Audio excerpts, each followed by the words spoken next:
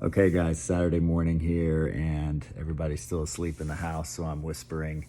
And I'm also laid up a little bit with a back issue, but I thought I'd take this opportunity to record some brainstorming or just some thoughts on what I think AI is going to do to the job market. So, if you're a knowledge worker, the bad news is that your job is likely going to be automated by AI sometime in the next 1 to 10 years.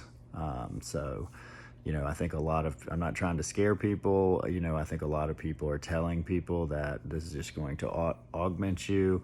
I'm here to tell you that, this is going to augment you like the tractor augmented a farmer. Farmers can still farm using a tractor, but, the number of people working in farming, has been tremendously reduced over the last 200 years because of technology. And the same thing's going to happen here. So that's the bad news. The good news is that, like with all past technical revolutions, there's going to be a lot of new jobs that are created as a result of this. And, you can think about, when people say, well, what types of jobs are they going to be? And AI can do this and that. It's really hard to predict. It's, kind of like predicting, if you're a farmer in the 1700s hoeing out in your field, can you imagine explaining to that person what a, YouTube creator does, or, just what the internet is and all the people that work on the internet, what they do? It would be impossible. And the same thing is going to be true for us as this technology develops. So, there's going to be new jobs, and there's going to be lots of opportunity that comes with this disruption as well. So the question is, what do you do? I think the first thing is you really have to embrace the technology. If you think that not using the tractor of our time is going to keep your job from being automated, I think that you're sorely mistaken on that. So, I think the first thing is you have to embrace the technology. And the good news is this is not like past technological revolutions. Even the internet, I remember, you had to order a CD, a DVD to be delivered, installation CD to be delivered to your house from AOL. It came in the mail. You had to figure out how to set up a computer. You had to figure out how to get online. You couldn't talk on the phone, and there were no cell phones back then.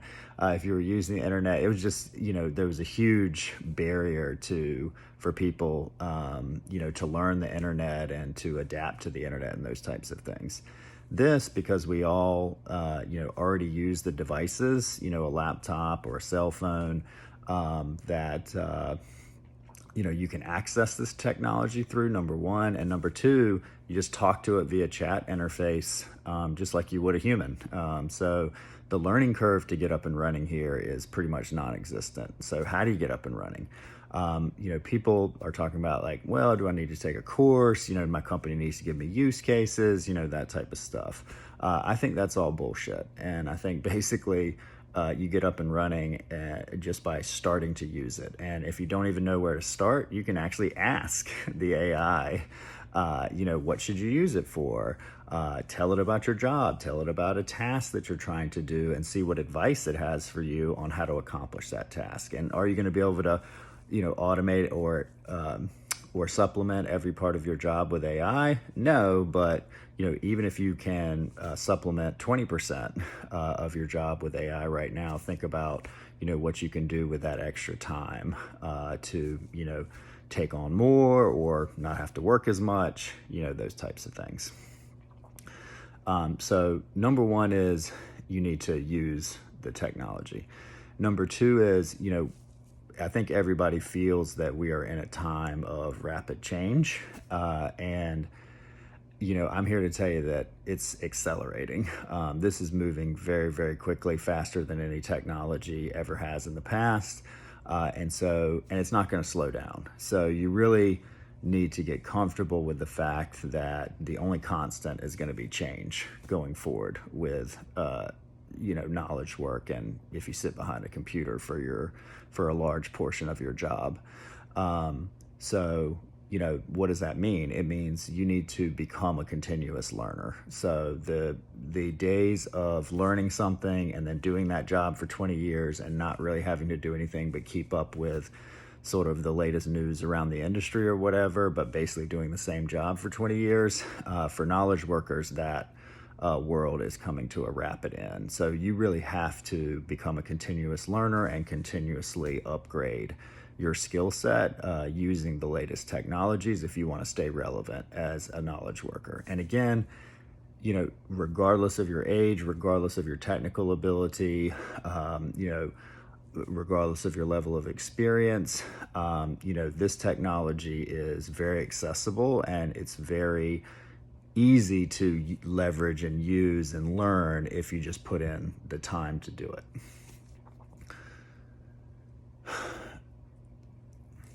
So you got to get comfortable with the change. In terms of my advice for young people ask me, how do I prepare my children? I think about this. I have young children. How do I prepare my children for the future? And the answer is the same. They need to be comfortable with rapid change and rapid advancement. And that means, creating a love for learning and creating a mindset of continual learning. Learning is not something that you learn something and then you're done. It's a continual process and a continual evolution. And unfortunately, I think a lot of our public school system is, or public or private, a lot of our school system, is kind of teaches the opposite. It kind of teaches conformity. It kind of teaches, we're going to give you this hoop to jump through and you just jump through it. And that's not what the world is going to be like going forward. It really hasn't been that way, in the last 20 or 30 years anyway. The whole job going forward is going to be,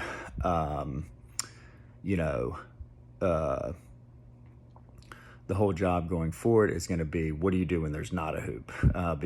Because if there's a hoop and there's sort of a defined set of tasks that you need to do to accomplish a goal, then AI is going to do that, especially when we look out over the long time horizon. So children need to get very good at thinking outside the box and getting very good at things that, cannot be systematized and put into a process. So things like teamwork, things like communicating with other humans, things like, deciding what to work on, what should the goal be, what are we trying to get accomplished here, why do we want to accomplish that, and really being able to, sort of think strategically is number one. Number two is you got to embrace the tools. So, I understand that and agree still that, there needs to be a basic level of academics that you just learn and do without technology. But we also can't ignore the fact that the majority of the time that our children spend, if they're in a knowledge work line of work, is going to be using these AI tools. So if we're discouraging the use of AI tools as cheating or, et cetera, in my opinion, that's not a good thing. And in my opinion, curriculums need to very rapidly adapt to incorporating these tools into and learning these tools and how to use them into academia, just like we incorporated the calculator into math classes. And then, I think also considering work that you don't sit behind a computer to do. There's a lot of progress being made on robotics, but it's much slower and it's going to happen.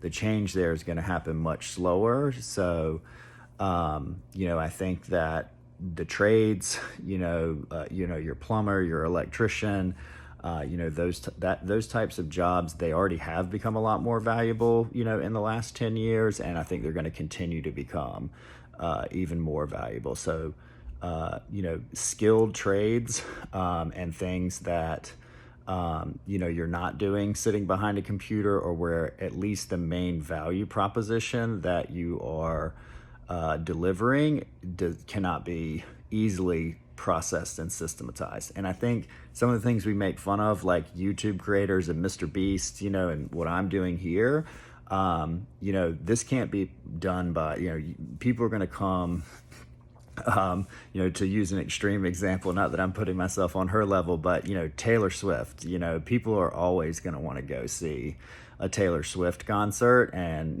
they're not going to want to see Taylor Swift's bot when they go there. Like, they're going to want to see Taylor Swift. So, these are just some random thoughts to think about. I think it's really, especially for young people, I think it's really an exciting time. And, I would encourage people to, sure, there's going to be negatives to, any technological change, and perhaps significant negatives, but there's always the other side of the coin. There's going to be a lot of positives and a lot of opportunities as well. And so I encourage people to spend as much time focusing on the positives of this technology and where the opportunity is and where they can really leverage their unique skill sets and passions to take the best advantage of this opportunity as the change ahead comes. So I love talking about this stuff. So, feel free to reach out to me. I'll be posting, consistently going forward on, all the different platforms. And, I'm hoping to, build a community of people that want to work together to sort of figure this out together over at digitalbrainbase.com. You can also check out my blog at davewaring.com, and hope to see you over there. Take care.